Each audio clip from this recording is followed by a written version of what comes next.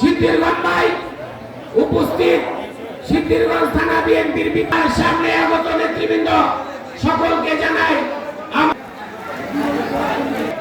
যারা এই প্রমাণ করে নেতৃবৃন্দ প্রধান অতিথি আমার রাজনৈতিক শিক্ষাগুরু পৌষ্টিক পাথরে পরীক্ষা করে নেবেন আমরা যা বলছি তা আমরা বাস্তবে করছি কিনা। চাঁদাবাদের বিরুদ্ধে বললাম, দখলবাদের বিরুদ্ধে বললাম, আজকে সেগুলো আমার দলের নেতা কর্মীরা করে কিনা। আপনারা অতন্ত্র প্রহরী হয়ে আমার কাছে রিপোর্ট দিবেন, আমার দলের নেতা কর্মীদের মধ্যে যদি কেউ করে গোপনে আমাকে জানাবেন, তাকে দলে রাখা হবে না, তার বিরুদ্ধে কঠিন ব্যবস্থা গ্রহণ করা হবে। সে আমার পাশে থাকুক, যত বড় নেতা হোক, তাকেও ক্ষমা করা হবে না। আপনারা ভয় পাবেন না আমাকে এই সংবাদ পৌঁছে দিতে, আপনি গোপনে দিবেন, আপনার কথা আমি কোনোদিন প্রকাশ করব না।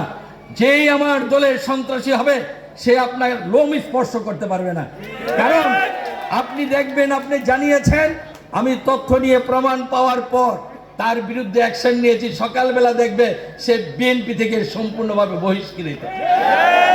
কাজেই যেই পাওয়ারের বলে সে অন্যায় করবে, সেই পাওয়ারটা তার থেকে ছিনিয়ে নেওয়া হবে। আমি কথা দিয়ে গেলাম, যতদিন আমি বেঁচে আছি আমি আপনাদের জন্য, এলাকার উন্নয়নের জন্য কাজ করব। আপনাদের কাছে আরেকটি অনুরোধ করব, আপনারা সব সময় সমাজে সৎ মানুষ, ভালো মানুষের কদর করবেন, অসৎ মানুষকে ঘৃণা করবেন, দূরে সরিয়ে দিবেন। মসজিদের ইমাম, মুয়াজ্জিন, স্কুলের শিক্ষক, কলেজের শিক্ষক, তাদেরকে সম্মান করবেন। যারা সাধারণভাবে জীবনযাপন করে, অর্থনীতি ভালো না কিন্তু সৎভাবে জীবনযাপন করে, তাকে সম্মান দিবেন, কিন্তু ঘুষখোর, দুর্নীতিবাদ, চাঁদাবাদ সেই মানুষকে সম্মান দিবেন না। যদি খারাপ মানুষকে সম্মান দেন, সমাজে খারাপ মানুষ আরো তৈরি হবে। যখন ভালো মানুষকে সম্মান দিবেন, তখন ভালো মানুষ আরো বৃদ্ধি পাবে। আমি চাই আমার নিজ এলাকা সুন্দর হোক। আমার আরেকটি নিবেদন, অনেক ইয়াং ছেলেদেরকে, যুবক ছেলেদেরকে স্লোগান দিয়ে আসতে